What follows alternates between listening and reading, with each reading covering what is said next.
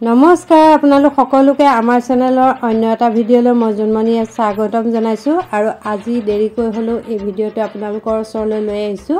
আৰু এয়া হ'ল অষ্টমীৰ দিনা ঘৰৰ ওচৰৰ পূজা কেইখন চাবলৈ গৈছিলোঁ তাৰে ভিডিঅ'টো আজি আপোনালোকৰ ওচৰলৈ লৈ আহিছোঁ আৰু এয়া ঘৰৰ ওচৰৰ নেপালী পট্টি যি নীলবস্তি বুলি কয় তাৰে মহাকাল মন্দিৰৰ সন্মুখৰ পূজাখন মহাকাল মন্দিৰৰ পূজা বুলিও ক'ব পৰা যায় আৰু এই পূজাখন বহুত ধুনীয়াকৈ বনাইছে মণ্ডপটো বৰ ধুনীয়াকৈ বনাইছে মৰাঠাৰী খেৰ বাঁহ আৰু জাপি আৰু গামোচা ব্যৱহাৰ কৰি পেলাই বনাইছে আৰু বৰ সুন্দৰকৈ বনাইছে ইয়াৰ আপ্যায়নখিনি বহুত ধুনীয়াকৈ কৰিছে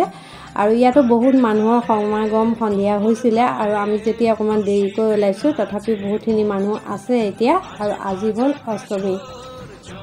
আৰু এয়া আহকচোন ভিতৰৰ গোসাঁইজনা অকণমান দেখুৱাই দিওঁ আপোনালোকক সকলোৱে ফটো উঠিছে সেলফি উঠিছে আৰু ইয়াত জুবিন গাৰ্গ ডাঙৰীয়া যি মায়াবিনী গীতটো সেই গীতটো লগাই ৰাখিছিলে এই পূজা মণ্ডপটোত আৰু তেখেতৰ এয়া শ্ৰদ্ধাঞ্জলি জনাই পেলাই ইফালে ফটো ধুনীয়াকৈ বনাই দিছে যাতে সকলোৱে তাতে শ্ৰদ্ধাঞ্জলি ইচ্ছা কৰিলে দিব পাৰে আৰু এয়া ভিতৰলৈ সোমাই আহিলোঁ গোসাঁই চাবলৈ দুৰ্গা মা আৰু দুৰ্গা মা বহুত সুন্দৰকৈ ডেকৰেশ্যন কৰা আছে আৰু অন্য এটা অকণমান দেখিবলৈ পোৱা গৈছে প্ৰত্যেকজনা গোসাঁই সুকীয়া আৰু বৰ সুন্দৰ নিয়াৰিকৈ কাৰুকাৰ্য কৰি বনাইছে দেখি পেলাই ভাল লাগিল আৰু এই পূজাখন আমাৰ একেবাৰে ঘৰৰ ওচৰত আৰু এতিয়া এই পূজাখনৰ পৰা আমি লাহে লাহে ওলাই যাম অন্য এখন পূজালৈ আপোনালোক সকলোৱে আমাৰ ঘৰৰ ওচৰৰ পূজাকেইখনো কেনেকুৱা হৈছিল চাব বুলি আশা কৰিছোঁ আৰু এতিয়া এইখন পূজাৰ পৰা ওলাই যাম কিন্তু বেছি সময় থকা নাই তথাপিও আপোনালোকলৈ যিকেইখন পূজা চাইছোঁ ভিডিঅ' আকাৰে লৈ আহিছোঁ আৰু এইখন হ'ল দ্বিতীয়খন পূজা আমাৰ ঘৰৰ ওচৰৰে ৰেল মাৰ্কেটৰ পূজা এখন ভাৰতীয় সংঘৰ পূজা আৰু এই পূজাখন আমাৰ ঘৰখনৰ দুইটা ছাইডে সোঁ বাওঁ দুইটা ছাইডে সোঁ ছাইডে এখন পূজা হয় বাওঁ ছাইডে এখন আমাৰ ঘৰৰ বাওঁ ছাইডে এখন পূজাখন আৰু এইখন ভাৰতীয় সংঘৰ পূজা প্ৰত্যেক বছৰে হয় আৰু এয়া জুবিন গাৰ্গ ডাঙৰীয়াৰ শ্ৰদ্ধাঞ্জলি সন্মুখতে বনাইছে প্ৰত্যেকখন পূজাতে দেখিবলৈ পোৱা গৈছে আৰু এয়া চাকি জ্বলিয়ে আছে আৰু আহক এতিয়া আমি ভিতৰ ভাগৰ গোসাঁই ভাগ অকণমান দৰ্শন কৰি লওঁ আৰু এয়া এনেকৈ দীঘলীয়াকৈ বনাই দিয়া হৈছে গোসাঁই এতিয়া আৰু তাতে বহু কেইগৰাকীয়ে মানে দ্বিতীয় দিনা অষ্টমী নৱমী আছে নৱমী যা যোগাৰ যিবিলাক সেইবিলাক কৰি থকা দেখা পোৱা গ'ল আৰু আজি এফালতকৈ টাউনৰ সিটোমূৰেহে মানুহৰ সমাগম বেছি হৈছে সিফালেহে গৈছে মানুহখিনি কাইলৈ এইফালে চাগৈ হ'ব আৰু এই গোসাঁইবিলাক সকলো গোসাঁইবিলাক সুকীয়া অকণমান দেখুৱাই দিলোঁ আৰু ইয়াৰ যা যোগাৰবিলাক চলি আছে একেবাৰে এই পূজাখন ঘৰৰ ওচৰত দুফালে দুখন পূজা হয় আৰু পূজাৰ যি ঢাকিৰ আৱাজত ৰজনজনাই থাকে কিন্তু এইবাৰ যেতিয়া সকলোৰে মনবিলাক সেমেকা সেই ঢাকিৰ আৱাজ শুনিবলৈ ইমান পোৱা যোৱা নাই বুলি ক'ব পাৰি মণ্ডপবিলাকত দুই এটা মণ্ডপতহে আছে আৰু এইখন হ'ল পূজা লোককলনীৰ পূজা আৰু এই পূজাখন এখন ফিল্ড আছে তাতে হয় প্ৰত্যেক বছৰে হয় আৰু এয়া অকণমান আপোনালোকক দেখুৱাই দিলোঁ আৰু এই পূজা মণ্ডপটোত এয়া বামুণে বহুত কিবাকিবি কৰি আছে গোসাঁই চাগৈ আৰু পূজা আছে গোসাঁইজনাও দেখাই দিলোঁ আৰু আজিকালি সকলোবিলাক গোসাঁই সাধাৰণতে সুকীয়াকৈ বনায় কিছুমান গোসাঁইহে একেলগে থাকে আৰু ইফালে খিচিৰি ব্যৱস্থা কৰিছে খোৱা বোৱা বাহিৰতে কৰি দিছে আৰু এইখন হ'ল বিষ্ণুপুৰৰ পূজা বিষ্ণুপুৰৰ এখন অসমীয়া যিসকল বিশেষকৈ আমাৰ নামঘৰৰ আধা সংখ্যক মানুহ আছে ইয়াত এই পূজাখন পাতে আৰু এই পূজাখন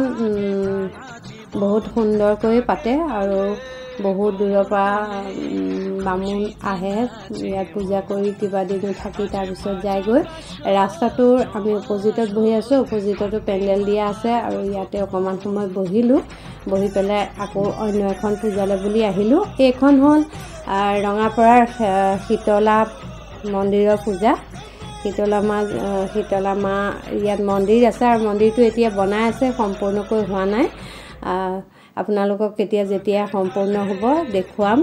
আৰু যেতিয়া বসন্ত ওলায় তেতিয়া এই মন্দিৰত চাকি দিলেই ভাল হয় শীতলা মন্দিৰত আৰু এয়া জুবিন গাৰ্গৰ শ্ৰদ্ধাঞ্জলি দিবৰ বাবে এয়া চাকি বন্তি জ্বলাই থৈছে চাইজত ধুনীয়াকৈ আৰু গৰম দেখিছে চাগৈ সকলোৱে এয়া বিচনীয়ে বিচি আছে গৰমো বহুতখিনিয়ে আজি আছে আৰু মণ্ডপটো দেখুৱাই দিলোঁ। আপোনালোকে আমাৰ ঘৰৰ ওচৰৰ পূজাকেইখন কেনেকুৱা লাগিল চাই সকলোৱে জনাবচোন কেনেকুৱা লাগিছে। আৰু এয়া গোসাঁই ভাগো দেখুৱাই দিছোঁ। গোসাঁইও বহুত সুন্দৰ, প্ৰত্যেকজনা গোসাঁই বহুত সুন্দৰকৈ কাৰুকাৰ্য কৰা হৈছে। আৰু যদিও গোসাঁই এজনাই তথাপিও বিভিন্ন ৰূপ দি পেলাই অকণমান ইফাল সিফাল কৰি পেলাই কাপোৰবিলাক অলপ বেলেগ বেলেগ ধৰণৰে বনাই পেলাই কাৰিকৰে বনায়। আৰু ইয়াৰ পৰা ওলাই পেলাই এতিয়া অন্য এখন পূজালৈ যাম। আপোনালোক সকলোৱে ভিডিঅ'টো চাই থাকিব, এৰি পেলাই গুচি নাযাব, নহ'লে আমাৰ ঘৰৰ ওচৰৰ পূজাকেইখন আপোনালোকে চাবলৈ নাপাবই। আৰু ইয়াৰ পৰা খিচিৰি ভোগ দি পঠাইছিলে দেউতাকলৈ বুলি, তাৰপিছত তাকে লৈ পেলাই এয়া আহিলোঁ। তাৰপিছত এয়া অন্য এখন পূজালৈ বুলি আহি আছোঁ, আৰু একে সৰু ছোৱালী আগত একেবাৰে মোৰ।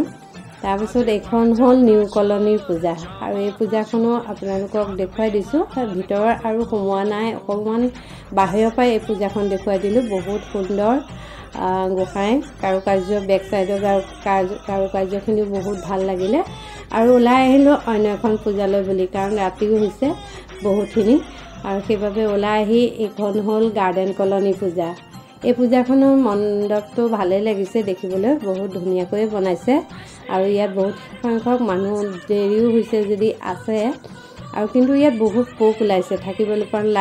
লাইটবিলাকৰ ওচৰত ইমান পোক নহয়, ৰখি থাকিবলৈকে অসুবিধা হৈছে। তথাপিও অকণমান আপোনালোকলৈ বুলি ভিডিঅ' কৰি ল'লোঁ। আৰু গোসাঁই তলত কপাহ সম্ভৱ, কপাহ আৰু কি দিছে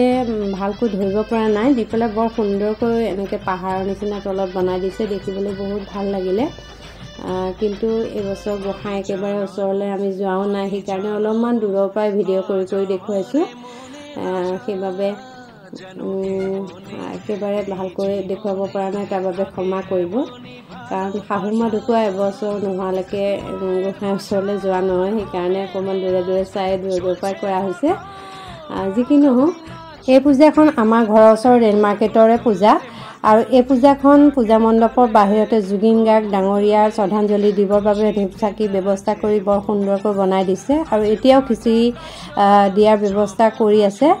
আৰু আপোনালোকক এইকণতে বহুত ধন্যবাদ জনাইছোঁ, ইমান সময় ধৰি আপোনালোকে মোৰ ভিডিঅ'টো চাই যোৱাৰ বাবে। আৰু আগলৈও মোৰ ভিডিঅ'সমূহ চাই পেলাই আপোনালোকে মোক উৎসাহিত কৰিব বুলি আশা কৰিছোঁ। আৰু আজিৰ ভিডিঅ'টো ইয়াতে শেষ কৰিবলৈ ওলাইছোঁ। ধন্যবাদ।